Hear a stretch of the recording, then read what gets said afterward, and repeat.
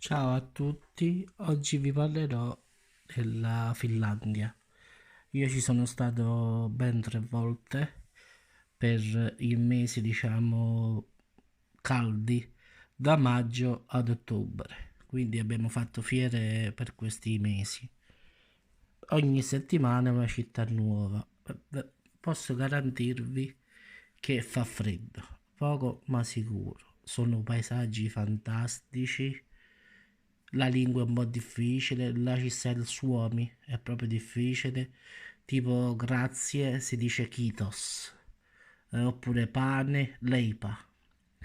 Arrivederci, nakemin, oppure signora, nainen.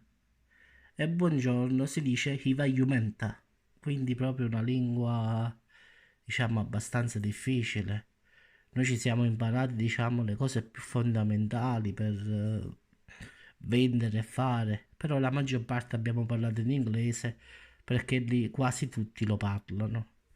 I paesaggi sono fantastici, siamo stati a Rovaniemi, la città di Babbo Natale, bellissimo, siamo andati pure dentro e possiamo garantirvi che Babbo Natale, a parte che c'è dentro, ma parla tutte le lingue. Difatti noi siamo entrati e abbiamo detto, in napoletano poi noi abbiamo detto, e mo come facciamo per questo? Cioè come facciamo con questo? Abbiamo detto, e come parliamo mo con questo? Cioè come parliamo con questo? E lui ci risponde, ma qual è il problema? Cioè qual è il problema? Cioè sapeva anche il napoletano a finale.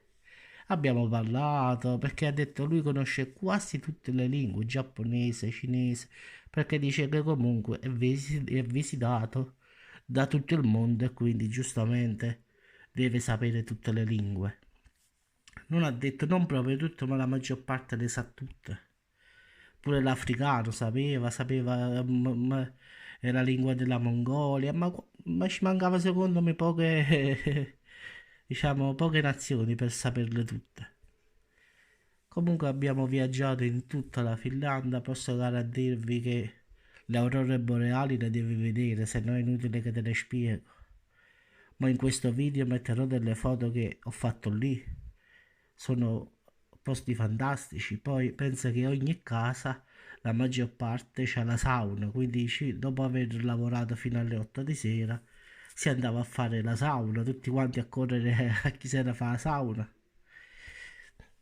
Devo dire che non mi aspettavo di vedere un paese così, però lì il clima è molto rigido. Difatti, noi quando arriviamo a maggio c'è sempre il ghiaccio a terra ancora, cioè noi andiamo verso il 28-29 di maggio e quando arriviamo, che arriviamo a Helsinki con la nave, scendiamo e le prime città che incontriamo, diciamo, c'è il ghiaccio a terra che la neve si sta sciogliendo.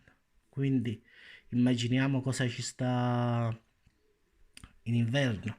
Poi una cosa brutta è che lì non va mai notte, cioè noi partiamo dai paesi sopra, cioè da Rovaniemi, quindi lì è sempre giorno, quindi la notte a mezzanotte è lì è giorno, per noi non faceva mai notte lì.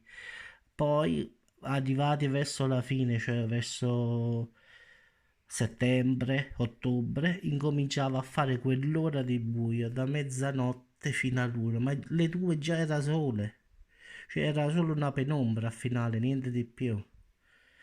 E invece sul mangiare mangiano, secondo me, male. Baccalà, eh, alici, cioè acciughe in effetti, quello sono acciughe in effetti.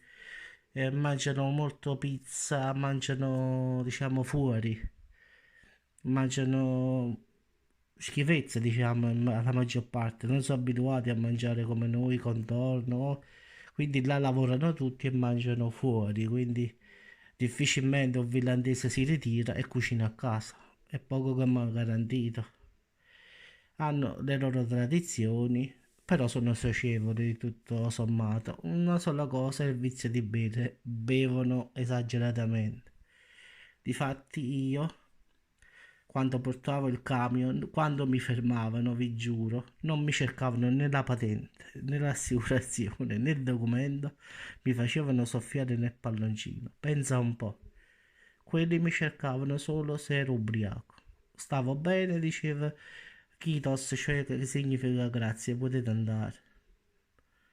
Quindi vi dico, è stata una cosa, ci deve andare per vedere perché posso spiegarti una tante altre cose, ma i paesaggi sono fantastici. Da cartolina, come li vedi qua su YouTube, metti Google e scrivi Finlandia, è così come le vedi. Con gli occhi è un'altra cosa. Metto le foto così ti faccio vedere dove sono stato. Poi lì è pieno di laghi, quindi mi sono divertito a pescare con i ragazzi, a fare il barbecue perché lì le case hanno il barbecue, ogni casa trovi il barbecue fuori. Quindi ho lavorato, sì, però alla fine pure mi sono divertito, la verità. Lascia un mi piace se ti piacciono le foto e il video. Ciao e buona giornata.